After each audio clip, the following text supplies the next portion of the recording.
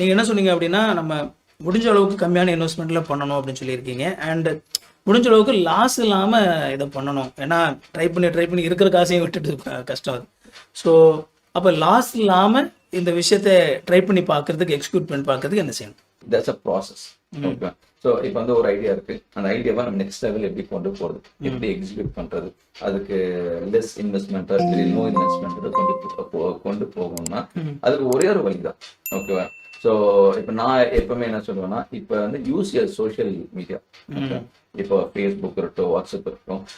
Okay, இப்போ உங்ககிட்ட ஒரு ஐடியா இருக்கு. இந்த ஐடியாவுக்கு வந்து நீங்க கஸ்டமரை நீங்க ரீச் பண்ணிடலாம். இப்போ ஃபுட்டுனா ஓகே, இங்க வந்து நீங்க வீட்டில் ஃபுட் பண்ணி கொடுக்குறீங்கன்னா உங்க பக்கத்துல இருக்கவங்களுக்கு தான் நீங்க கொடுக்க போறீங்க. அப்படின்னு இருக்கும்போது பக்கத்துல இருக்கவங்களுக்கு அவங்களுக்கு ஒரு கொஸ்டின் வந்து அனுப்பலாம்.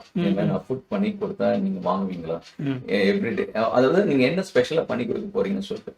ஸோ அதுக்கு வந்து அவங்க ரிப்ளை பண்ணுவாங்க. ஓகேவா? என்ன ஃபுட்டு, என்ன காஸ்ட் அப்படின்னு சொல்லும்போது உங்களுக்கு first you will get to know உங்களுக்கு இந்த நீங்க பண்ற ஃபுட்டுக்கு டிமாண்ட் இருக்கா இல்லைன்னு தெரியும். ஓகே, அது மாதிரி கொஞ்சம் டெஸ்ட் பண்ணி, தட்ஸ் கால்ட் டெஸ்டிங் தி வாட்டர்ஸ்னு சொல்லுவாங்க. அது நீங்க பண்ணும்போது உங்களுக்கு. ஸோ அது மட்டும் இல்லாமல் நம்ம இன்கேஸ் அதை பண்ணணும்னு நினைச்சாலும் கூட எவ்வளவு செய்யணும் அப்படிங்கிற ஒரு ஐடியாவும் கிடைக்கும். கண்டிப்பா. ஏன்னா நிறைய செஞ்சு வேஸ்ட் ஆகாம, ஓகே ஃபர்ஸ்ட் தொடக்கத்துல ஒரு 5 பேர் தான் வாங்குறாங்கன்னா அந்த 5 பேருக்காக மட்டும் நம்ம செஞ்சு அதை கொடுக்கும்போது உண்மையிலேயே அது நல்லா இருந்தது அப்படின்னா, இப்போ வந்து இது எல்லாமே ரெஃபரல் தான். இப்போ அவங்களுக்கு பிடிச்சிருந்தா அவங்க 4 பேர் சொல்லுவாங்க. சரி. ஸோ நான் சொல்லுவேன், இது ஒரு ஸ்மால் ப்ராசஸ் தான். ஓகேவா? Any business it takes its own time.